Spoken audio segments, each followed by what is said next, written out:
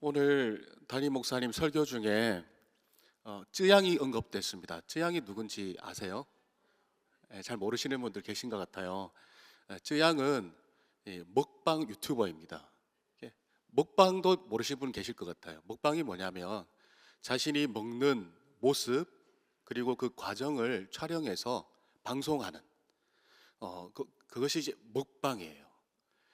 이 쯔양은 자신의 먹는 모습을 촬영해서 유튜브에 업로드를 합니다.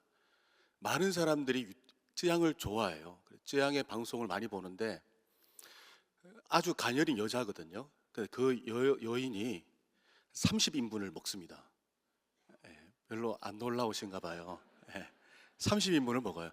그때 그 쯔양을 실제로 보면, 영상으로 보면 놀라워요. 어떻게 저런 작은 체구에 게다가 말랐는데 어떻게 저렇게 많이 먹을 수 있지?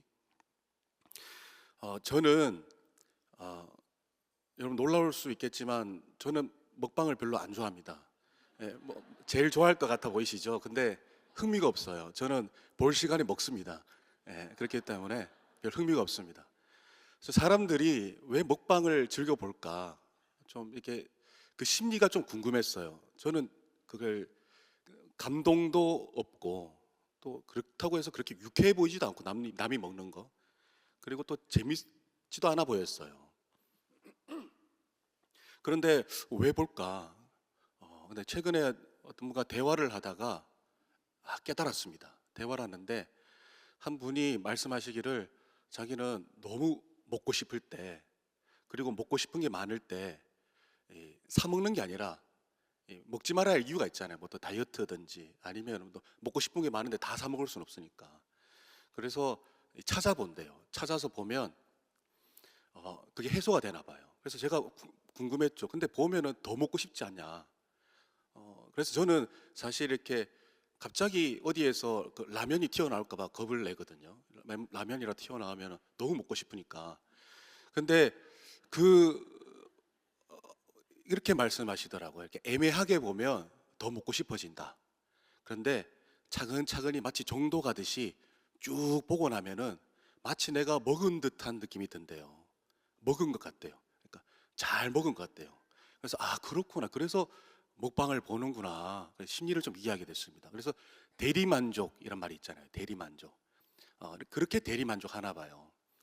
음식도 그렇지만 여행, 먼 곳에 갈 수 없으니까 어떤 여행 어떤 그 영상을 보면서 대리만족을 하고 싶은 거 있는데 못 하니까 그 영상을 보고 대리만족을 해요.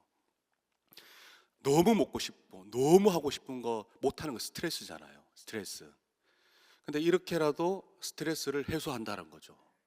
그런데 이렇게 환기하듯이 외부적인 요인으로 인해서 영향으로 인해서 내 안의 기분이 좀 더 나아진다면, 해소되어진다면 참 다행인 것 같아요. 그런 걸로 해소된다면 다행인 것 같아요. 그런데 어떤 스트레스, 또 어떤 또 마음의 어려움은 이런 걸로 해소가 되지 않습니다. 극심한 고통 있잖아요. 극심한 마음의 어떤 상처, 스트레스는 그런 걸 해소가 안 되죠. 언제 끝날지 모르겠고 또 어떻게 이것을 해소해야 될지 모르겠고 극복해야 될지도 모르겠을 때, 답이 없다고 느껴질 때 우리는 정말 죽을 맛입니다. 오늘 본문에 읽은 두 명의 여인이 나와요. 두 명의 여인. 이 여인은 뭐 먹방 좀 본다고 해서 해소될 상태가 아닙니다. 두 명 다 나름대로의 어떤 슬픔의 이유가 있습니다. 마음이 큰 어려움이 있어요. 먼저 한나는, 우리가 잘 알다시피 한나는 자녀가 없습니다. 엘가나에 두 아내가 있었는데 그 중에 한나는 자녀가 없었어요. 그 당시의 자녀는 어떤 의미일까요? 자녀는 노동력이에요. 경제력이에요. 오늘날 우리는 자녀가 없다 할지라도 복지가 좋잖아요. 노인 복지. 근데 당시에는 노인 복지가 있었겠습니까? 자녀가 노인 복지예요. 자녀는 곧 능력이에요. 여성에게는 능력이었어요. 오늘날에 뭐 내가 여성이 자녀를 많이 낳았다고 해서 능력 있는 여자라고 말하진 않잖아요. 근데 그 당시에는 자녀를 많이 낳는다는 것, 특히 아들을 많이 낳는다는 것, 능력 있는 여성이었습니다. 근데 그런 의미에서 한나는 무능력한 여성이었어요. 무능력한 여성. 마음이 얼마나 어려웠겠습니까? 괴로웠겠습니까?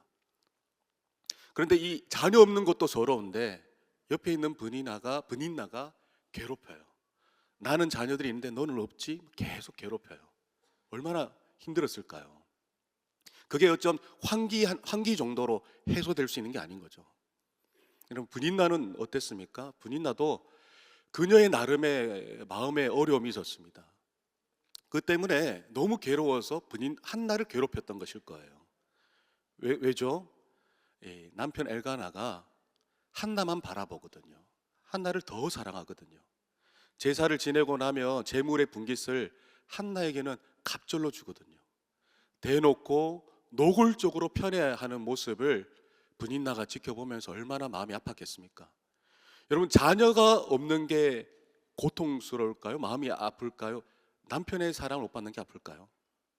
한번 생각을 해봤어요. 별로 무의미할 수도 있는데 한번 생각을 해봤습니다. 생각을 해보니까 레아 아시죠? 야곱의 아내 레아. 레아를 보니까 어쩌면 남편의 사랑을 못 받는 게 더 아플 수도 있겠다 생각이 들더라고요. 그럼 야곱과 라헬의 관계 아시죠? 야곱이 라헬을 너무나도 사랑했어요. 그래서 라헬을 위해서 외삼촌 집에서 7년을 일하는데 얼마나 사랑했으면 수일처럼 지나가 버립니다. 며칠처럼 지나가 버려요. 이러한 야곱과 라헬의 사랑 사이에 끼어 있는 자가 레아예요. 레아가 자녀를 놓습니다. 이제는 내 남편이 나를 좀 봐주겠지, 바라봐 주겠지. 근데 또 나아요. 이제는 나를 봐주겠지. 이제는 내 남편이 나를 사랑해 주겠지. 여러분, 레아는 자녀를 놓고 아들을 놓고 놀고 놓아도 이 자녀의 탄생, 이 자녀의 그 자체를 온전히 기뻐할 수 없었어요. 자녀를 품으면서도 마음으로는 남편을 바라봤어요. 남편이 나를 바라봐 주기를, 사랑해 주기를. 이런 레아의 모습을 보면 자녀 없는 것보다 어쩌면 남편의 사랑을 못 받는 게 더 서글프고 아플 수 있겠다라는 생각도 들어요. 어찌됐든 분인나나 한나나 마음의 어려움이 있었던 건 분명합니다. 너무 괴로웠던 건 분명해요. 그런데 이 두 여인이 이 큰 슬픔, 마음의 어려움 가운데서 어느 자리로 나아갈까요? 원래 제 설교 제목이 뭐냐면 오늘 주고 있는 제목은 슬픔 대하는 믿음의 자세입니다. 슬픔을 대하는 믿음의 자세. 근데 원래 제목은 좀 길다 해서 이 제목을 바꾼 거거든요. 원래 제목이 뭐냐면 슬픔 앞에서 우리가 서야 할 자리거든요. 슬픔 앞에서, 마음의 어려움 앞에서 우리가 서야 할 자리. 여러분, 한나와 분인나는 서로 다른 자리를 찾아가요.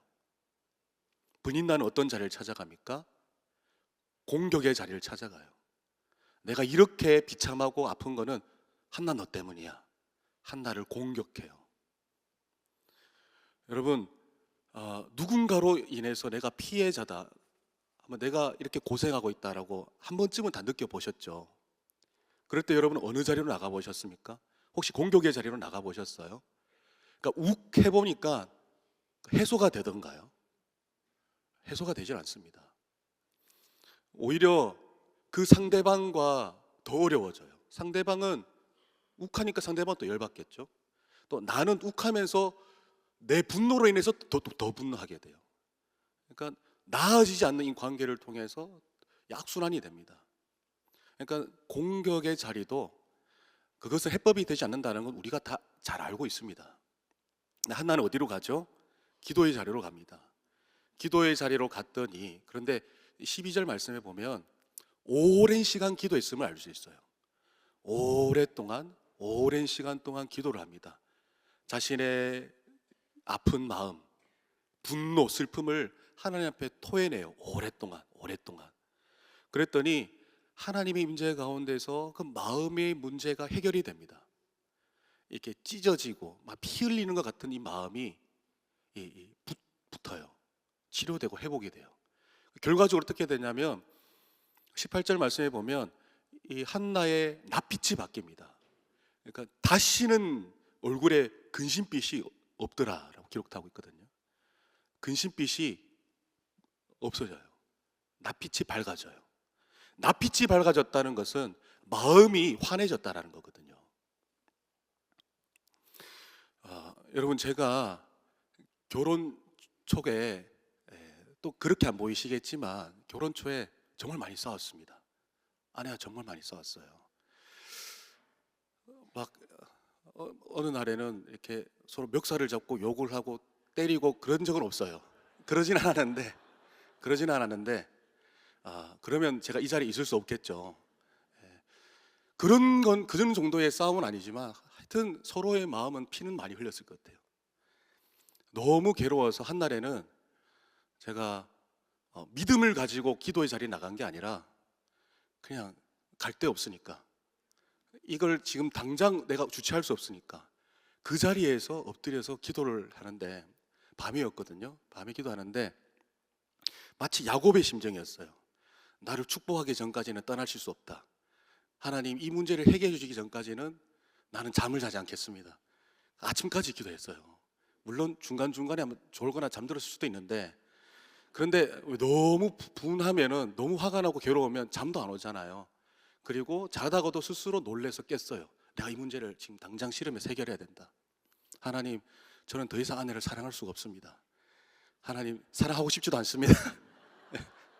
이렇게 다들 공감하시죠? 우리 목사님들 중에는 공감 못 하시는 분들이 계세요. 지금까지 한 번도 싸우지 않은 분들이 계시거든요. 저는 그냥 이런 사람이고, 그래서 기도를 한참을 그렇게 하고, 좀 이제 새벽에 되고 아침쯤 되니까 마음이 상쾌해져요. 지금은 당장 죽을 것 같은 이 괴로움이 해결되어져요. 마음의 돌덩이가 빠져나가고 너무 답답하던 마음이 상쾌해져요. 그리고는 사랑할 수 없었고 사랑하고 싶지 않던 아내가 이상하게 사랑하고 싶어져요. 해볼 수 있겠어요, 다시. 그래서 하나님께서 위로해 주시고 치료해 주시고, 저도 낯빛이 바뀐 것 같아요. 아침이 되니까 아내가 문을 열고 나와요. 그러면 사실 너무 불편하게 아내가 잠들었거든요. 그러니까 아침이 돼서 나와서 저를 보는데, 보통은 이제 더 한 번 더 2차전 해야 되는데, 이제 눈이 마주쳤잖아요. 2차전을 해야 되는데 아내가 뭐라고 말하냐면, 오빠 기도를 많이 했나 봐라고 말을 툭 튀어나온다는 거예요. 무엇 때문에 그렇게 느꼈는지 묻진 않았어요. 근데 알더라고요. 아마 제 낯빛이 바뀌었든지, 아니면 하나님께서 불쌍히 여기셔서 아내의 마음도 어떻게 뭔가에 좀 역사가 있었던 게 아닐까 생각을 해보게 됩니다. 그러니까 우리가 오랜 시간 내 안의 상처를 가지고 기도하고 씨름하면 하나님께서 외면치 않으시고 우리의 마음을 어루만져 준다는 사실을 우리는 경험하게 돼요. 그래서 신앙인이 아니라면 바깥 세상 사람들은 기도 안 하고 어떻게 결혼 생활하지? 그게 정말 궁금합니다. 기도 안 하는데 어떻게 마음의 어려움들이 해결이 될까? 근데 여러분, 기도만으로 모든 관계가 다 극복이 될까요? 솔직히 잘 모르겠습니다. 되는 경우도 있는데 안 되는 경우도 있을 것 같아요. 확인이 다 안 되니까. 예전에 제가 정말 힘들었던 순간이 또 있었는데, 아내는 아니고요, 다른 분이랑 힘들었던 적이 있었는데, 자세한 내용은 말씀을 드리기가 그분에게도 실례이기도 하고 덕이 안 될 것 같아서 너무 힘들었어요. 아침부터 밤까지 저는 괴롭힘을 당한다고 느꼈어요. 그게 계속 반복되니까 벗어날 수가 없고 오죽하면. 근데 제가 더 힘들었던 것은 하나님 앞에서 어떻게 반응해야 되나. 하나님, 원수도 사랑해라 하지, 용서하라고 하지. 그러니까 감정은 안 되는데 일단은 마음속으로 막 괴롭힘 당하는 순간에서도 마음속으로는 하나님, 제 예수님으로 용서합니다, 예수 사랑합니다, 축복합니다, 막 계속 수십 번도 수백 번도 선포했던 것 같아요. 그런데 그분은 안 달라지더라고요. 그리고 아마 직장 생활 하시는 분들, 특히 상사의 괴롭힘을 당하시는 분이 많이 있다면, 하나님 상사를 변화시켜 주세요, 괴롭힘을 멈추게 해주세요 기도해도 응답이 언제 됩니까? 내가 나오든지 상사가 나가든지 할 때, 그때 응답이 되는 거잖아요. 그러니까 모든 관계가 다 변화는다, 모든 사람이 기도했더니 다 변한다, 몰라요. 변하는 경우도 있지만 아닌 경우도 있는 것 같아요. 그런데 우리는 왜 기도해야 되나? 일단 내가 살아야 되잖아요. 일단 다른 자리로 나아가서는 이게 해결이 안 되잖아요. 기도의 자리에 나가서 하나님 옆에 머물 때 내가 치료되고 회복되고 나아갈 힘을 얻게 되는 거잖아요.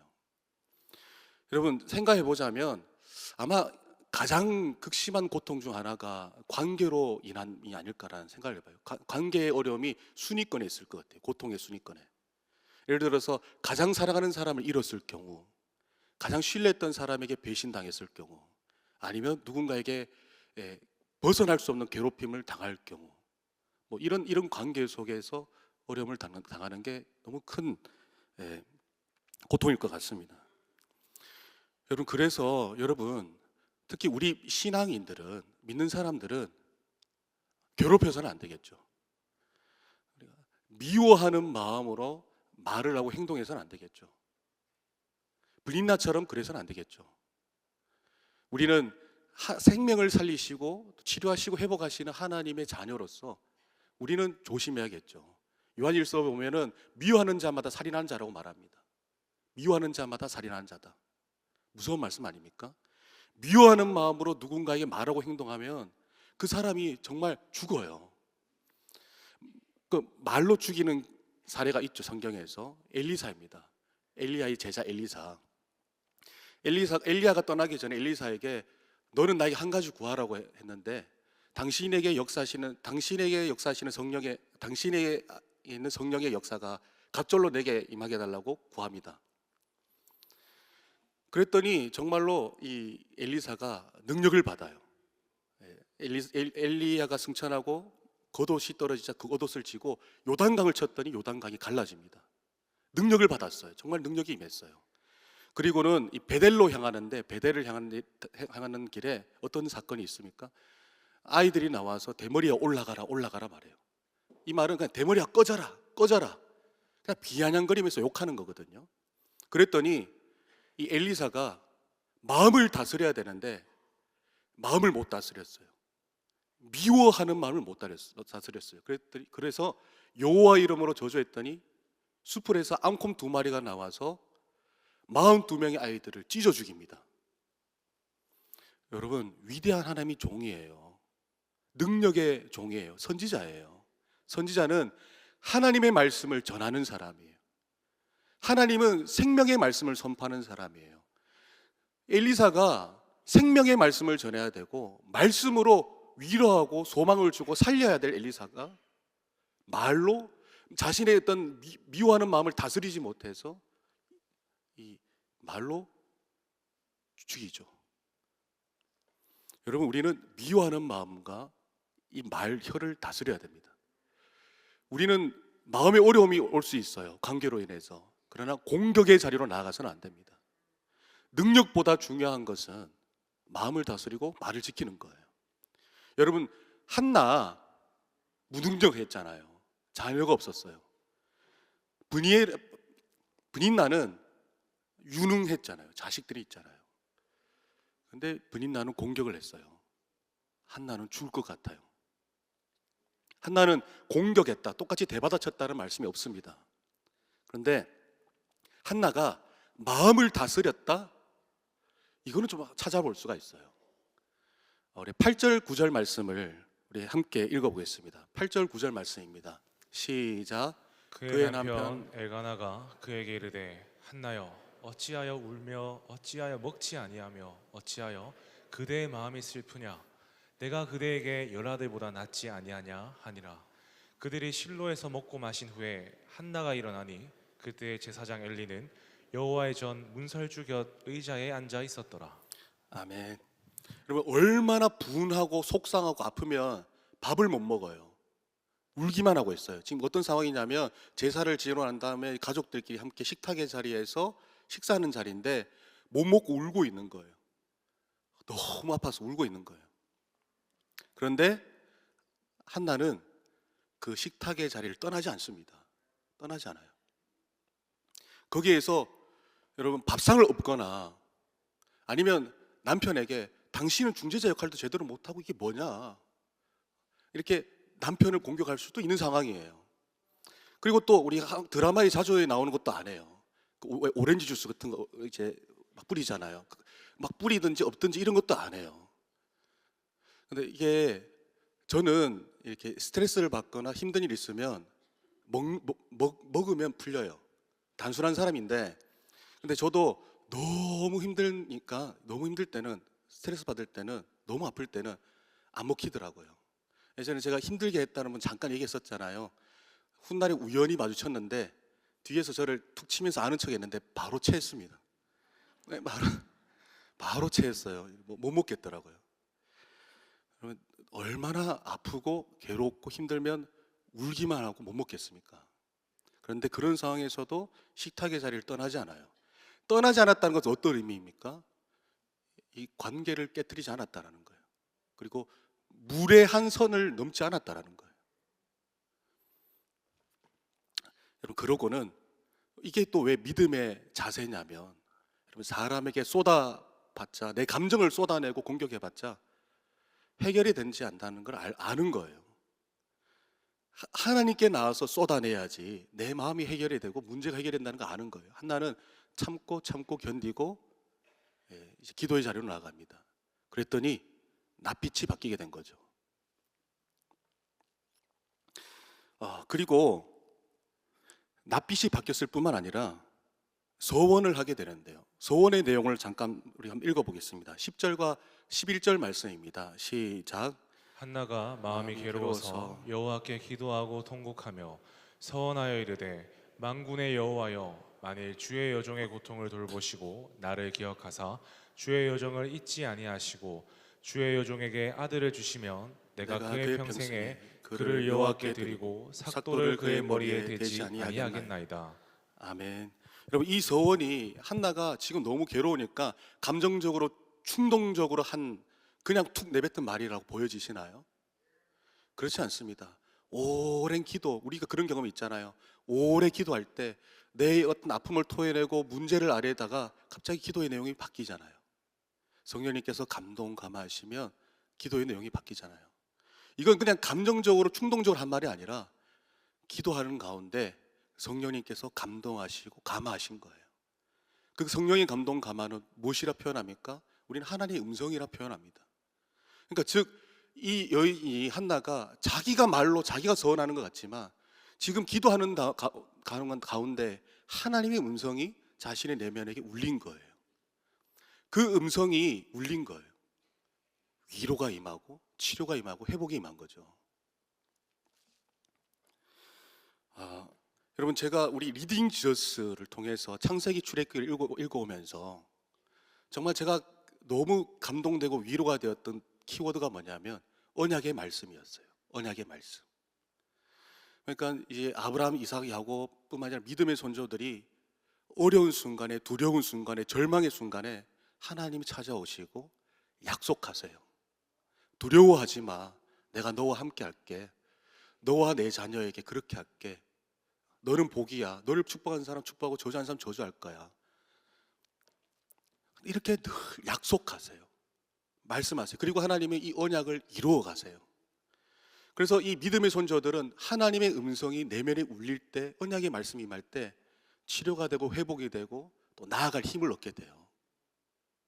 여러분, 우리가 내 안에 있는 내면의 마음의 어려움을 가지고 기도의 자리에 나아가면 하나님께서 오랫동안 머물며 기도하게 되면 하나님께서 우리의 마음을 치료해 주시고 또 우리가 이전에는 듣지 못했던, 민감하지 못했던 하나님의 말씀이, 음성이 큰 울림으로 찾아오게 됩니다.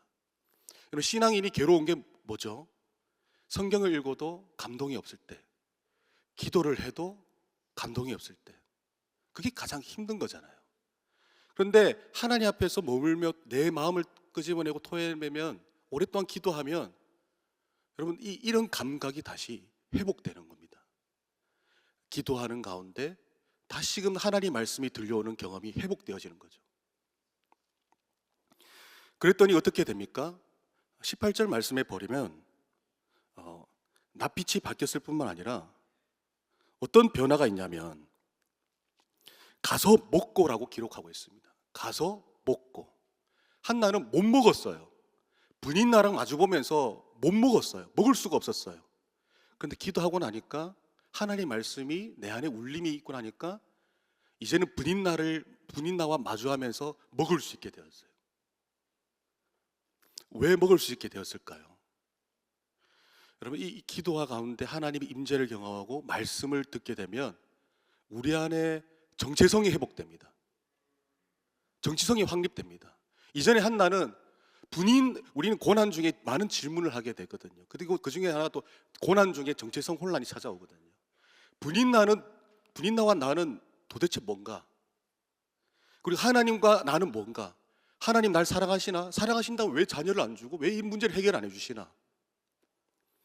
정체성 혼란이 오는데 하나님 임재 가운데 음성을 듣게 되면 나는 여전히 하나님이 사랑받는 자녀구나. 하나님이 나와 함께 하시구나. 그러니까 이제는 내가 세워지는 거예요. 내가 세워지게 되면 다른 관계를 세워나갈 힘을 얻게 되는 거죠. 그래서 이제는 불린나를 마주할 힘이 주어지게 된 거예요. 하나님 안에서 나를 발견하고 회복이 있었거든요. 이런 예가 저는 모세가 좋은 예가 된다고 생각해요. 모세가 왕자였어요. 바로의 집에서 함께 밥을 먹던 사람이었는데 나중에 도망자 신세가 됩니다. 그리고 이스라엘 안에서도 받아들여지지 않게 돼요. 멀리 도망가고 오랜 시간이 흘렀습니다. 불타는 떨기 나무 아래에서 임재하신 하나님을 만나게 돼요. 그리고 하나님의 계획을 듣게 됩니다. 그러자 모세가 어떻게 대답을 하냐면 이렇게 대답하는데요. 출애굽기 3장 11절 말씀입니다. 우리 함께 읽어보겠습니다. 시작. 모세가 하나님께 아뢰되 내가 누구에게 바로에게 가며 이스라엘 자손을 애굽에서 인도하여 내리이까? 내가 누구이게? 이 말은 무슨 말이냐면 바로와 나와의 관계 아시잖아요.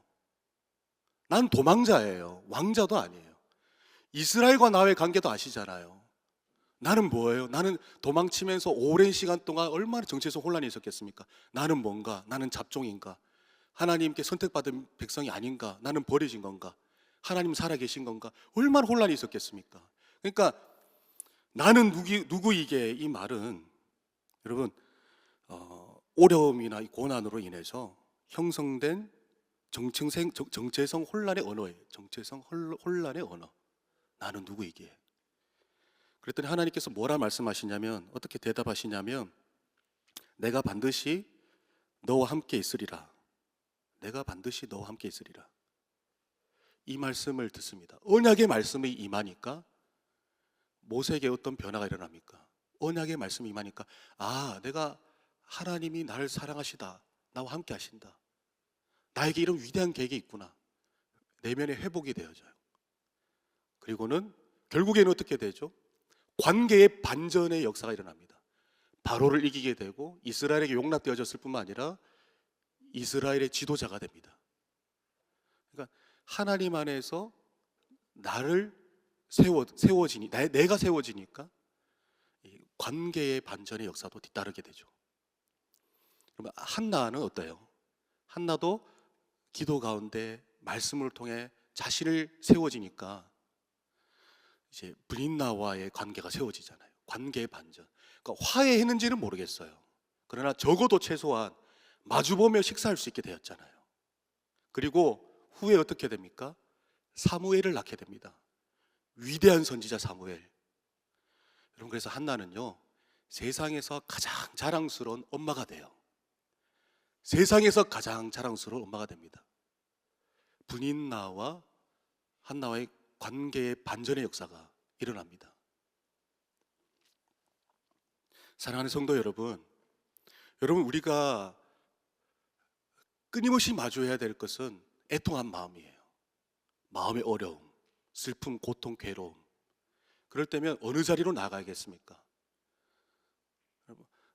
먹방으로 해소되면 다행인데, 다른 무엇으로 해소되면 다행인데 어느 자리로 나가야 될까요? 공격의 자리로 나가야 됩니까? 엘리사는 그 자리에 갔더니 사람을 죽였어요. 그 자리는 사람을 죽이는 자리입니다. 우리 하나님의 자녀된 또 하나님의 종된 우리는 하나님처럼 사람을 살리고 치유하고 회복하는 말을 해야 되고 행동해야 되지 않겠습니까? 그래서 공격의 자리는 아니에요. 우리는 기도의 자리로 나가야 됩니다. 기도의 자리에서 오랫동안 머물면서 하나님께서 나의 마음과 내 삶을 어떻게 어루만지시고 변화시키는지 우리는 봐야 됩니다. 하나님의 말씀이 내 안에 크게 울릴 때까지, 그 회복이 될 때까지 우리는 머물러야 되는 거죠. 그렇게 되면 내가 세워지게 되고 또 나를 통해 하나님이 행하시는 놀라운 새 일을 경험하게 되는 거죠. 반전의 역사를 경험하게 되는 것이죠. 그래서 여러분, 애통의 의미는 뭘까요? 예수님은 애통하는 자는 복이 있다고 말씀하세요. 우리 마태복음 5장 4절 말씀 함께 읽어보겠습니다. 시작. 애통하는 애통하는 자는 자는 복이 있나니 그들이 위로를 받을 것이며. 아멘. 여러분, 애통하는 자가 복이 있대요. 복이 있대요. 왜냐하면 하나님의 위로를 경험할 수 있거든요. 하나님의 위로를 경험할 수 있습니다. 여러분, 하나님의 위로를 경험하게 되는 여러분들이 되시기를 소망합니다. 그러면 애통을 사모해야 돼요. 좀 이상하죠. 애통을 사모해. 근데 애통을 사모해야 되죠. 복된 거니까. 그렇다고 해서 하나님, 내가 이런 큰 어려움을 주세요, 고난을 주세요, 문제를 주세요라고 말할 수는 없잖아요. 우리는 무엇을 애통해야 되겠습니까? 하나님과 친밀하지 못한 이 상태를 애통해야 되고, 내 죄를 애통해야 되고, 마음의 우상을 애통해야 되고, 이러한 것들로 애통해야 됩니다. 애통하게 될 때 하나님은 위로하십니다. 나로 인해 괴로운 이 상태, 내 속사람과 겉사람의 이 싸움, 이 관계, 늘 넘어지고 깨지고, 이걸 애통하고 슬퍼할 때 하나님 앞에서 모세에게, 한나에게 행하셨듯이 관계의 반전의 역사가 나타납니다. 하나님께서 우리를 성령 충만케 하실 것이고 위로하실 것이고 우리를 통해 새 일을 행하실 줄 믿습니다. 그러므로 애통함으로 위로의 복을 누리게 되는, 그리고 애통의 순간마다 기도의 자리에 나가게 되는 여러분 성도님들 되시기를 주님의 이름으로 축원합니다.